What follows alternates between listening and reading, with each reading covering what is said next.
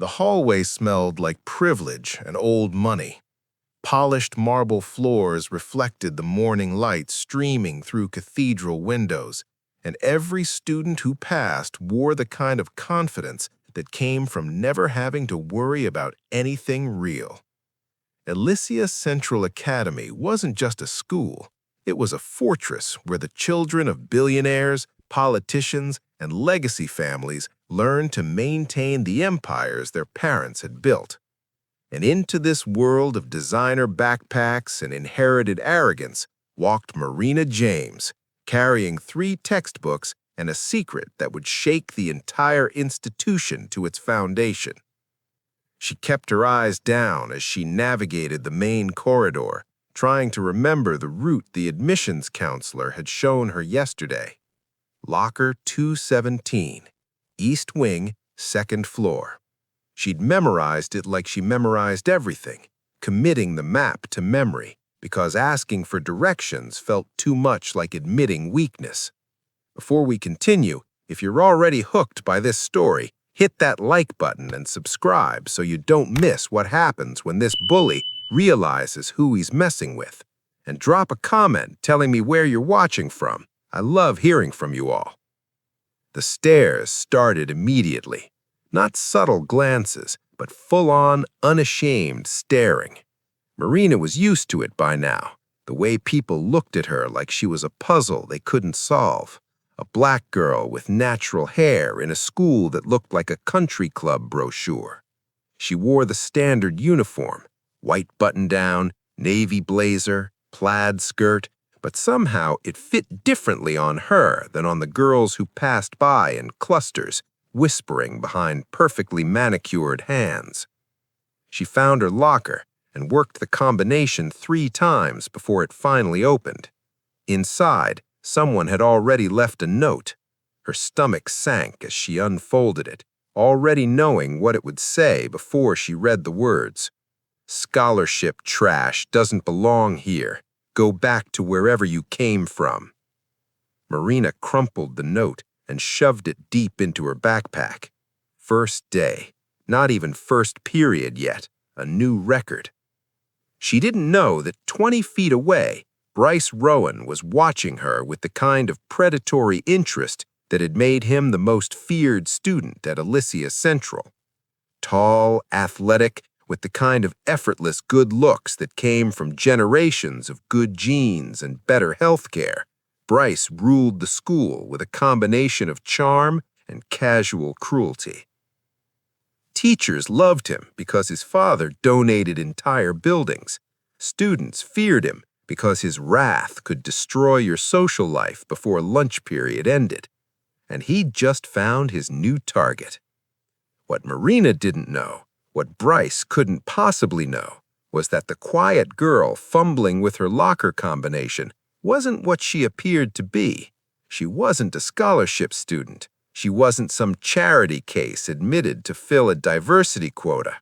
She was the adopted daughter of Magnus James, one of the most powerful billionaires in the country, a man who'd built his empire from nothing and who had very specific feelings about people who targeted the vulnerable, a man who was, at that very moment, watching security footage from the school's cameras in his downtown office, his jaw tightening as he saw the note his daughter had just crumpled into her backpack. Marina closed her locker and headed toward her first class, unaware that she was about to walk into a war she hadn't started, but would definitely finish.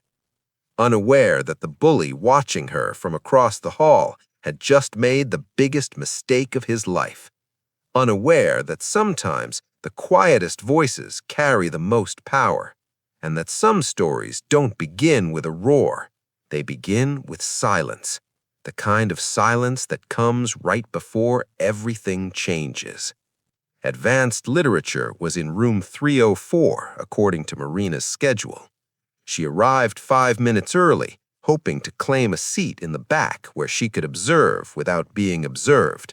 But the classroom was already half full, and the back row was occupied by a group of girls who looked like they'd stepped out of a fashion magazine.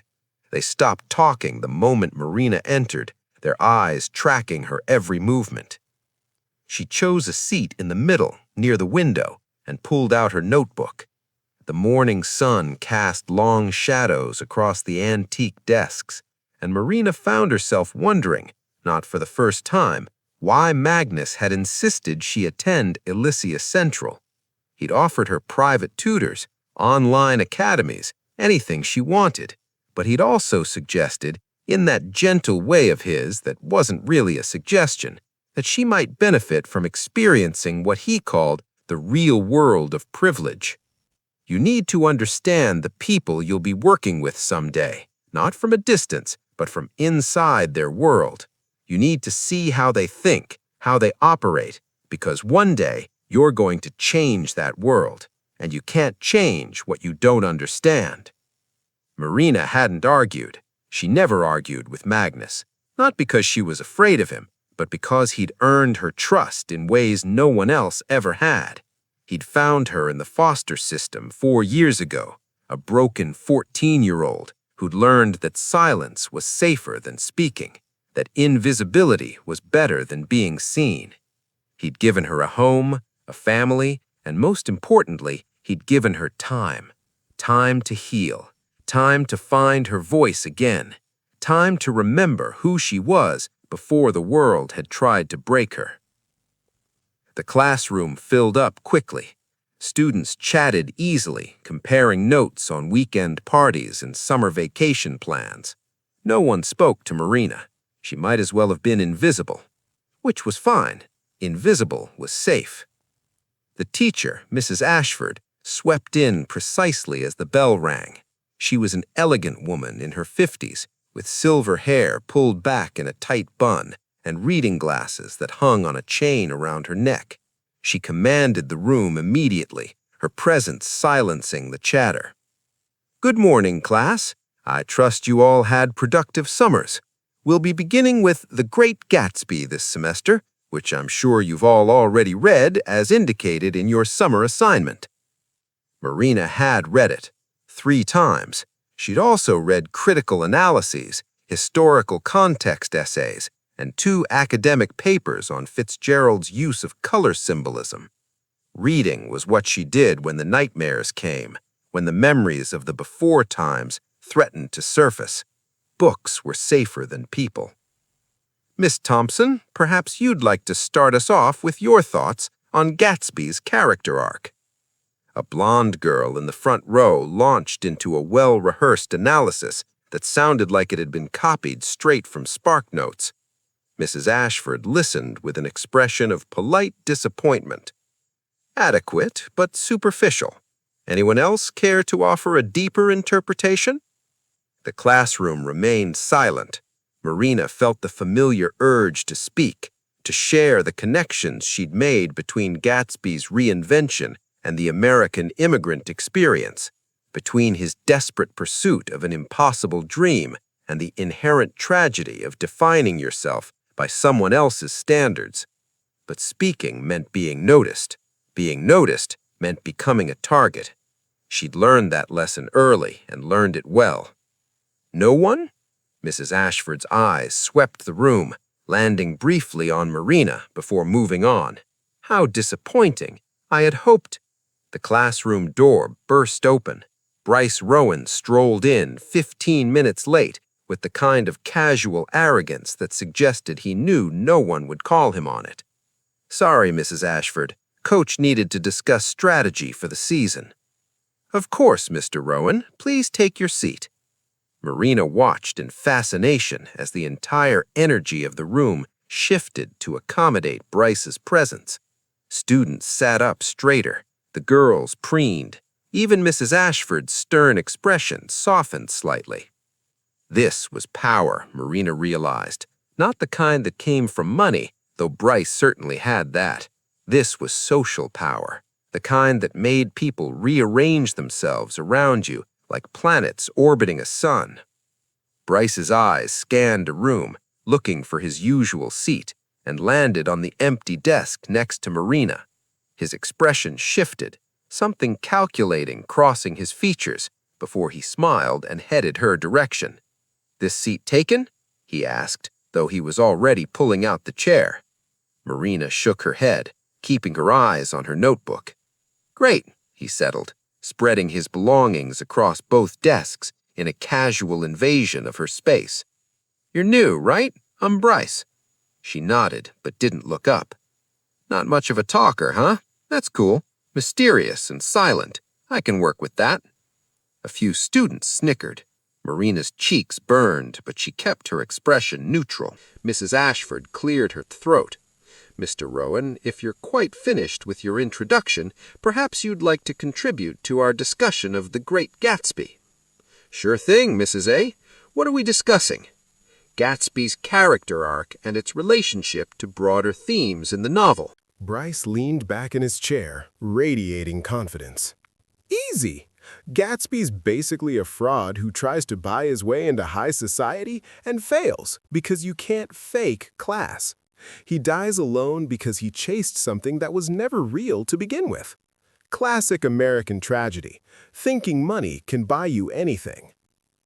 The irony of Bryce Rowan, who'd never worked a day in his life, calling someone else a fraud, was not lost on Marina.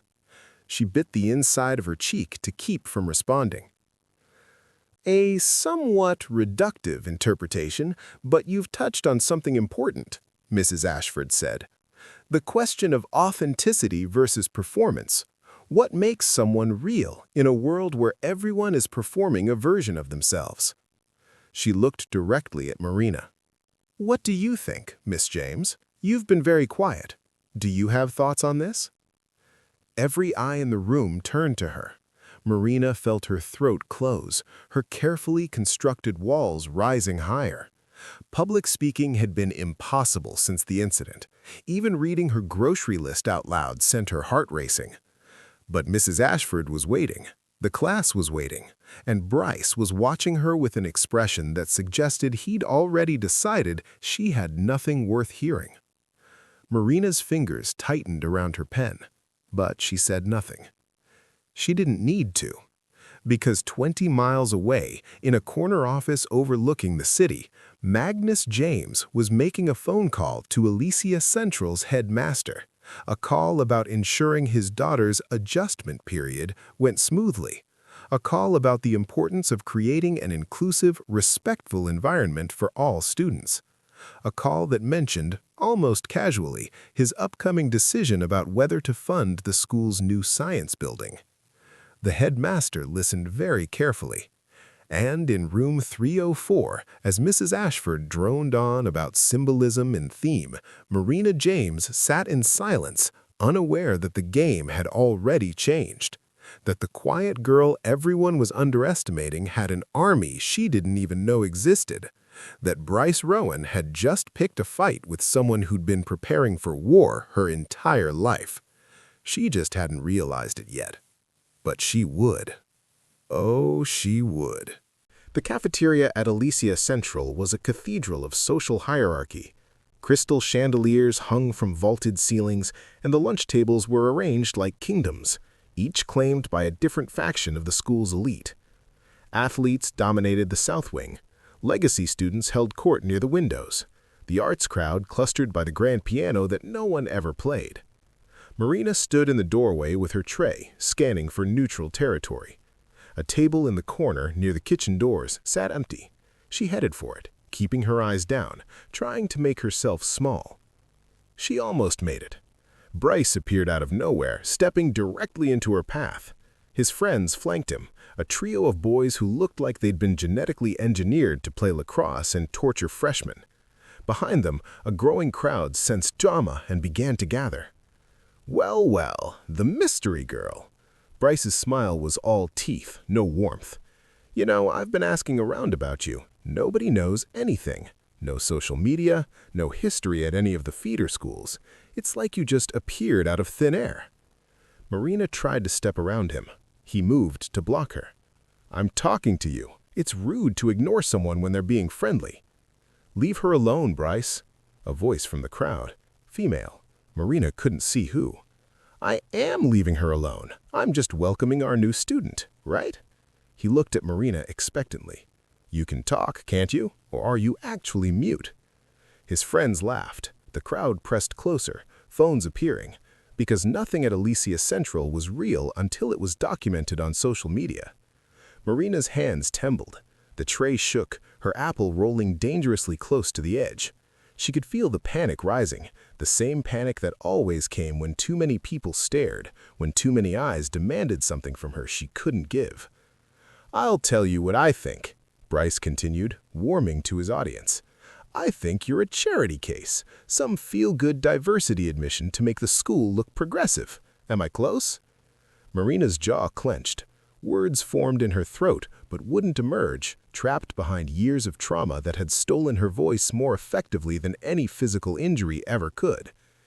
"Yeah, that's what I thought. You don't belong here, and everyone knows it. So why don't you make this easy on yourself and transfer somewhere more your speed? Maybe a public school. I hear they're very inclusive." The crowd laughed. Marina felt something crack inside her chest, something that had been barely holding together since she'd walked through Elysia Central's gates this morning. Her tray clattered to the floor. The cafeteria went silent. Marina turned and ran, ignoring the laughter that followed, ignoring the phones capturing her humiliation, ignoring everything except the desperate need to be anywhere but here. She burst through the cafeteria doors and kept running, down the hallway, past the admin offices, out into the courtyard where ancient oak trees provided cover from the judging eyes inside. Only when she was hidden behind the largest tree did she finally stop, sliding down the trunk, pulling her knees to her chest. She wouldn't cry. She'd promised herself she wouldn't cry. Her phone buzzed, a text from Magnus. "How's the first day going, sweetheart?" Marina stared at the message, her thumb hovering over the keyboard. She could tell him. She could tell him everything, and he would fix it. He would make calls, pull strings, possibly buy the entire school just to fire Bryce Rowan personally. But that wasn't why she was here. She was here to prove she could stand on her own, that she wasn't still that broken 14-year-old who needed rescuing. She typed back, "Good, making friends." Another buzz. This one from an unknown number, a video file. Against her better judgment, she opened it. It was her, running from the cafeteria. The caption read, "New girl can't handle Elysia Central, LOL.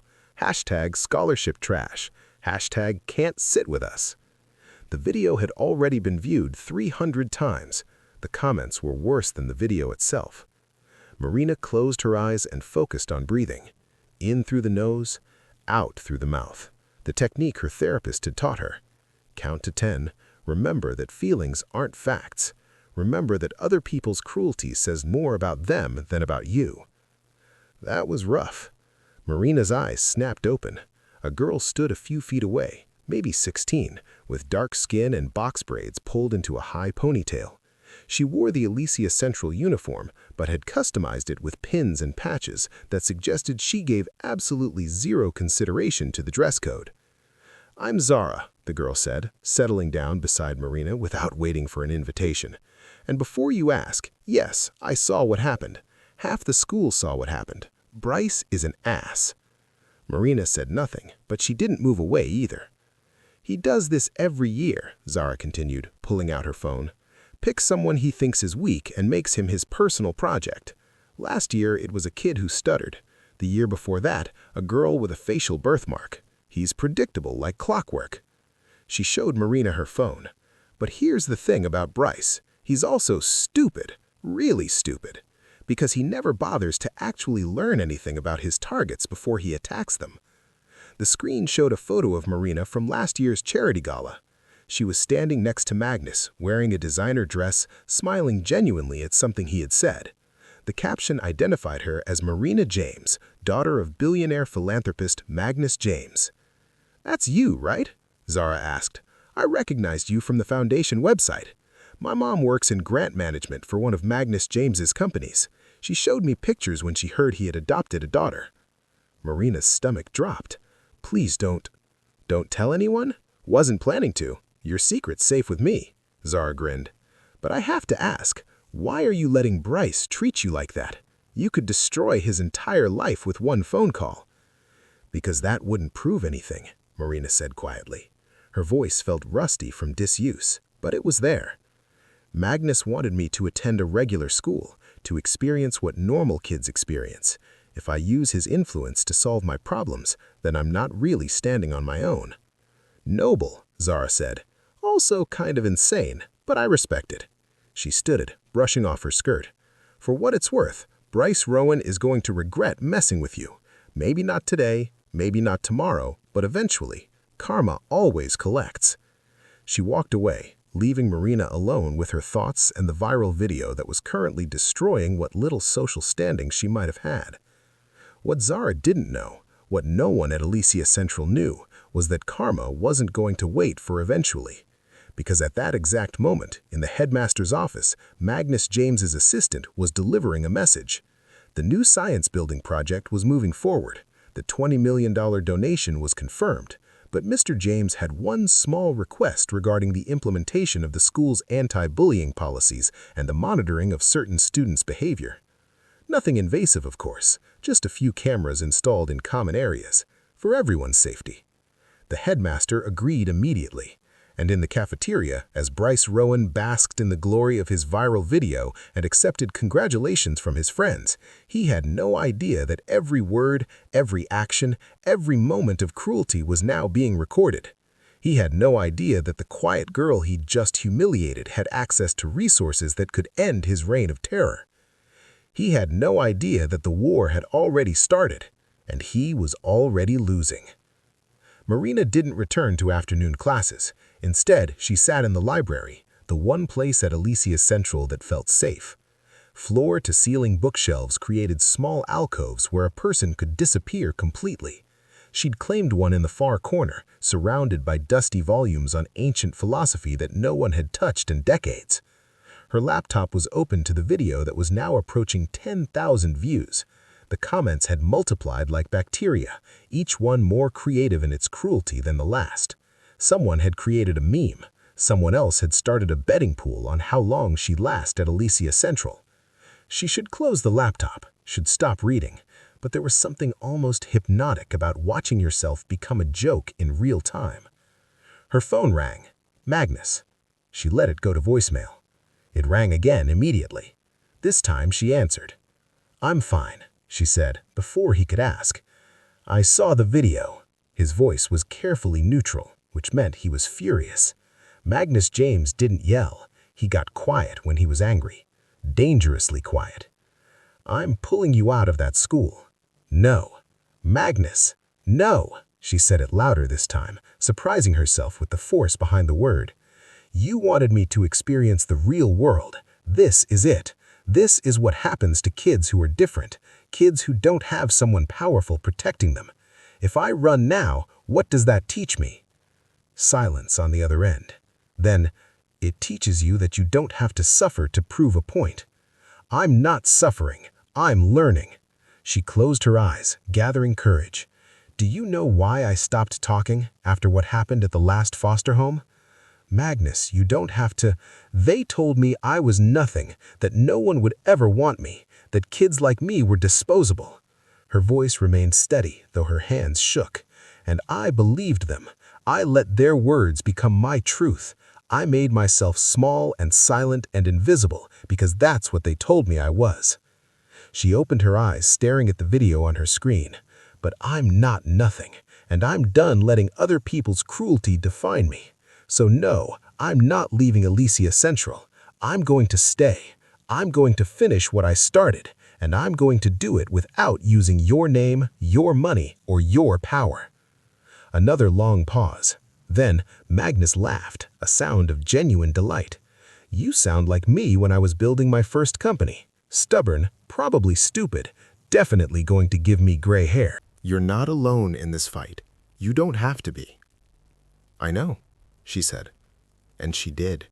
That was the difference between now and then, between the broken foster kid and the girl she was becoming. She knew she was loved.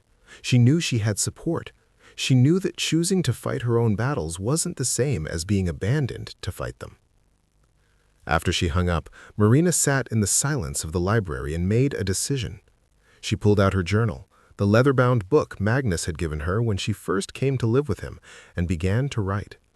Not about the bullying, Not about Bryce or the video or the humiliation. She wrote about the foster home, about the things that had happened there, about the counselor who'd looked the other way and the caseworker who'd been too overworked to notice, about the night she'd finally been removed and the 3 months in a group home before Magnus had found her. She wrote about the other kids, the ones who hadn't been as lucky, the ones who'd aged out of the system or been sent back to abusive homes or simply disappeared into the cracks that society pretended didn't exist. She wrote about the statistics she'd memorized. 20,000 kids aging out of foster care every year, 70% unemployed by age 25, 50% homeless, numbers that represented real people with real stories that no one bothered to hear. And as she wrote, an idea began to form. Not revenge, something bigger, something that would turn her pain into purpose. The library was closing when she finally packed up her things. The sun had set and the campus was mostly empty, just a few students heading to evening activities. Marina walked slowly toward the parking lot where her driver waited, her mind already racing with plans. She didn't notice the figure following her until it was too late. Bryce stepped out from behind a pillar, blocking her path. But this time, he wasn't smiling. This time he looked angry. "I know who you are," he said, without preamble.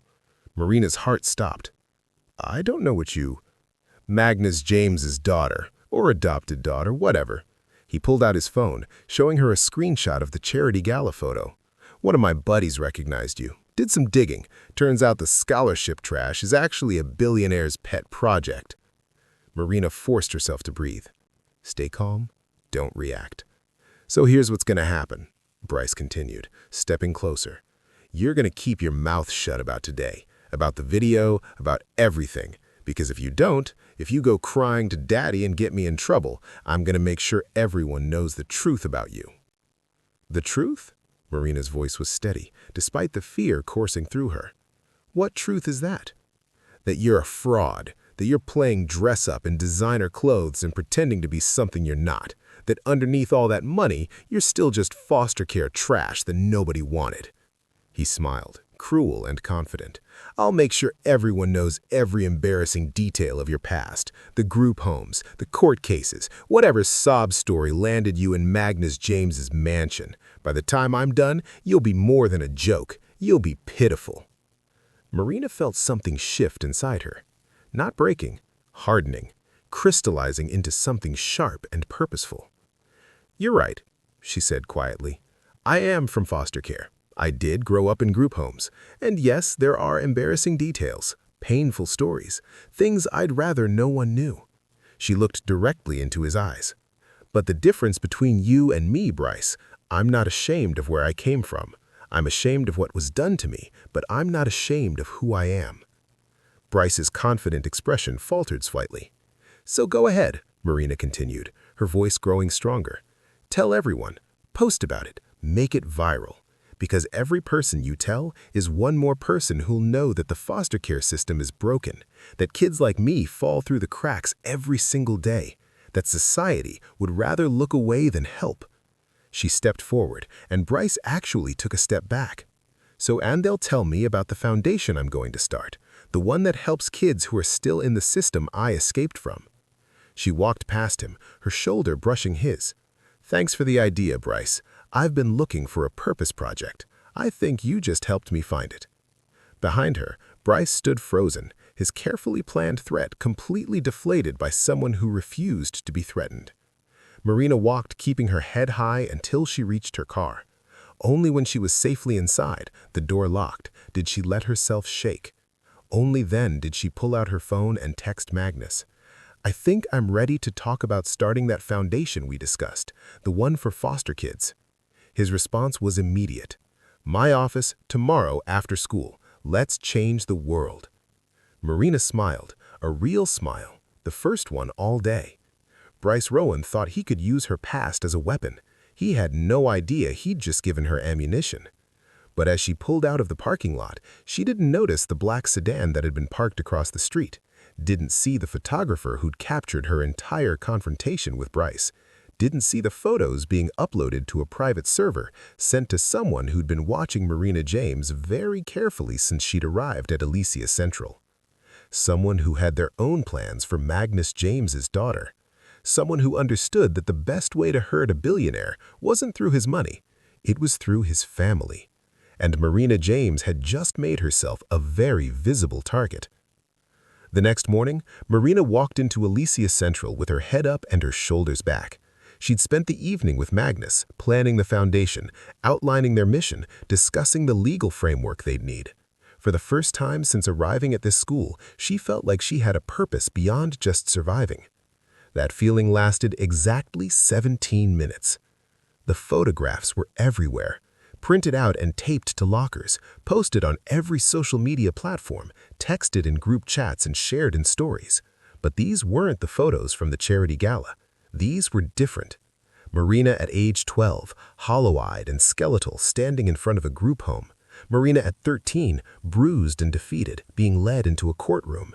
Marina at 14, the day she'd been removed from her last foster placement, looking so broken that it hurt to see. Underneath each photo, captions. Before Magnus James bought himself a daughter. From trash to treasure, poor little orphan. Marina stopped in the middle of the hallway, students parting around her like a river around a stone. Her hands trembled as she pulled out her phone and scrolled through the posts, thousands of them, millions of them, her entire painful history exposed for entertainment. "Marina," Zara appeared at her elbow, her face furious. "I'm so sorry. This is beyond messed up. We need to report this to the administration." "It won't matter," Marina said, her voice hollow. "These photos are from sealed court records. Someone with serious resources did this. Someone who wanted to hurt me." "Bryce," Zara spat. "That entitled—" Maybe, but Marina wasn't sure. Bryce was cruel, but this felt coordinated, professional, like someone with access to systems that even a rich 17-year-old shouldn't be able to breach. Her phone buzzed again, another unknown number, another threat. "How does it feel to be exposed? This is just the beginning. Drop out now, or it gets worse." Marina's hands clenched around her phone. Every instinct screamed at her to run, to hide, to call Magnus and let him make this all go away. But running is what she'd done her entire life. Running had kept her safe, but also kept her silent. Not anymore. She texted back, "Do your worst. I'm not going anywhere." The response was immediate. "Your choice. Don't say I didn't warn you." First period was a nightmare. Students who'd ignored her yesterday now openly mocked her. Paper balls landed on her desk, each one with a different, helpful suggestion about where she really belonged. The teacher either didn't notice or chose not to, too busy with her lesson plan to acknowledge the systematic destruction of a student's dignity happening right in front of her. By lunch, Marina's viral humiliation had been replaced by a new video. Someone had edited together all her most awkward moments from the past 2 days, set to music, with commentary about how charity cases didn't belong at elite schools. It had 50,000 views and climbing. She sat alone in the courtyard, the cafeteria too hostile to endure. Her lunch sat untouched beside her as she scrolled through message after message from concerned friends of Magnus, powerful people offering to handle the situation. One of his lawyers had already drafted cease and desist letters. His PR team had prepared a statement. All she had to do was say yes. "You're trending on 3 platforms," a voice said. Marina looked up to find a boy she didn't recognize standing a few feet away. He was tall, maybe 18, with dark hair and the kind of quiet intensity that suggested he noticed everything and said very little. He wasn't wearing an Elysia Central uniform. "Who are you?" "Someone who understands what it's like to be targeted." He sat down without invitation, pulling out his own lunch. "I graduated from here last year, spent 4 years as Bryce Rowan's favorite victim. I get it." "Then you know there's nothing I can do." "There's always something you can do." He pulled out a tablet, pulled up a document. "I've been tracking Bryce and his crew since I left, building a file. Every violation, every instance of harassment, every rule they've broken assuming their parents' money would protect them." He turned the screen toward her. "You want to fight back? Really fight back? Here's how." Marina scanned the document. It was comprehensive, detailed, absolutely devastating.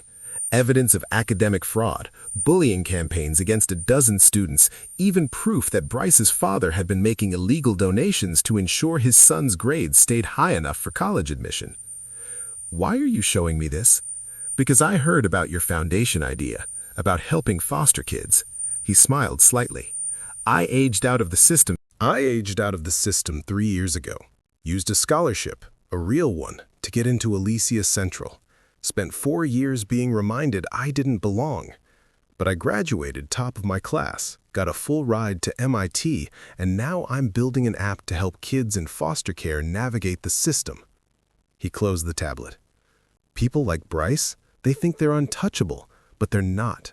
They're just protected by other people's silence. So what do I do with this? That's up to you. You can use it to protect yourself, or you can use it to protect everyone else he'll target after you. He stood. But whatever you decide, decide fast, because whoever leaked those photos of you, they're not going to stop. This is coordinated. Someone wants you gone from this school, and they're willing to destroy you to make it happen. He walked away, leaving the tablet behind. Marina stared at it for a long time, weighing her options. She could take the high road, ignore the harassment, focus on her foundation work and let karma handle the rest. Or she could fight fire with fire, expose Bryce's crimes, and watch his perfect life implode. Her phone buzzed again. Another unknown number, another threat. Last chance, leave Elysia Central by end of day, or someone you love gets hurt. Marina's blood ran cold. Someone you love. She called Magnus immediately. Where are you right now? At the office. Why? What's wrong? I just got a threat. They said someone I love would get hurt if I don't leave school. Silence. Then, I'm sending security to the school. Don't move. Don't go anywhere alone. Magnus, what if... The explosion cut her off. Distant, but unmistakable. The sound of glass shattering and metal crunching. Students screamed. Teachers ran toward the source of the sound. Marina dropped her phone and ran with them. The parking lot. Someone had detonated something in the parking lot, where the students' cars were parked, where her driver had been waiting. Smoke billowed from a black sedan. Not her car, the one parked next to hers, but close enough that her own vehicle's windows had shattered from the blast. Security was already calling emergency services. Students were being herded back into the building, and Marina stood frozen, staring at the destruction, understanding with perfect clarity that this wasn't about bullying anymore. This was about something bigger, something dangerous. Someone wanted her gone badly enough to use bombs. Her phone buzzed in her pocket. Another unknown number, another threat. Next time I won't miss. You have 24 hours. Marina looked at the tablet still clutched in her hand, at the evidence of Bryce's crimes, at the choice she'd been about to make. And she realized the choice had already been made for her. Because whoever was threatening her, whoever had access to sealed court records and explosives and the resources to wage a campaign this sophisticated, they weren't going to stop until she was gone. Unless she stopped them first. She pulled out her phone and called the one person she knew could help. Not Magnus, not his lawyers or PR team. Zara, I need to know if your mom can get me a meeting with the FBI. The FBI? Marina, what? Someone just tried to kill me, and I think I know why. Because Marina had spent all week assuming this was about her past, her adoption, her presence at an elite school. But what if it wasn't? What if this was about Magnus, about his business dealings, about enemies he'd made building his empire? What if Marina James wasn't the target? What if she was just the bait?